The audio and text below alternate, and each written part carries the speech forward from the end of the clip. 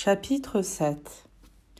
Le Seigneur dit à Noé, « Entre dans l'arche, toi et toute ta famille, car j'ai vu qu'au sein de cette génération, devant moi, tu es juste.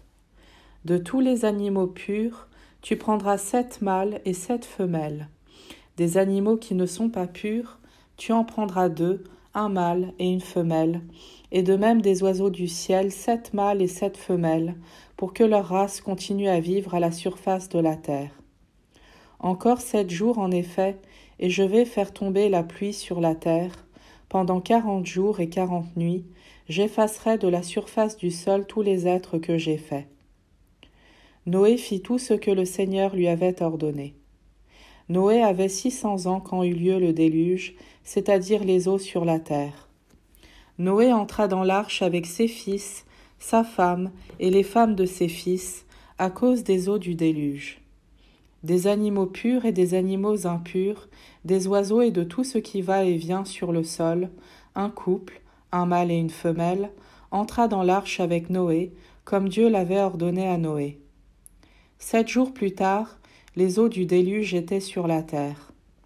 L'an 600 de la vie de Noé, le 2e mois, le 17e jour du mois, ce jour-là, les réservoirs du grand abîme se fendirent, les vannes des cieux s'ouvrirent. Et la pluie tomba sur la terre pendant 40 jours et 40 nuits. En ce jour même, Noé entra dans l'arche avec ses fils, Sem, Cham et Japheth, avec sa femme et les 3 femmes de ses fils.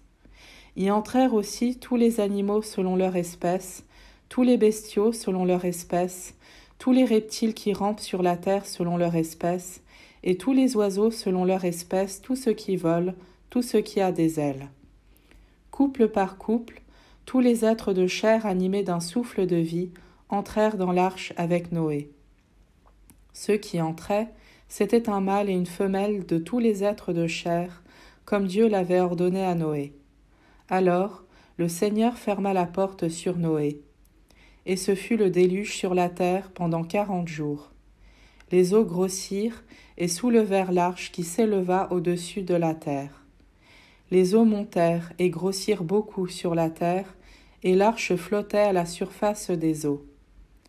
Les eaux montèrent encore beaucoup, beaucoup sur la terre, sous tous les cieux, toutes les hautes montagnes furent recouvertes. Les eaux étaient montées de 15 coudées au-dessus des montagnes qu'elles recouvraient. Alors expira tout être de chair, tout ce qui va et vient sur la terre, oiseaux, bestiaux, bêtes sauvages, tout ce qui foisonne sur la terre et tous les hommes.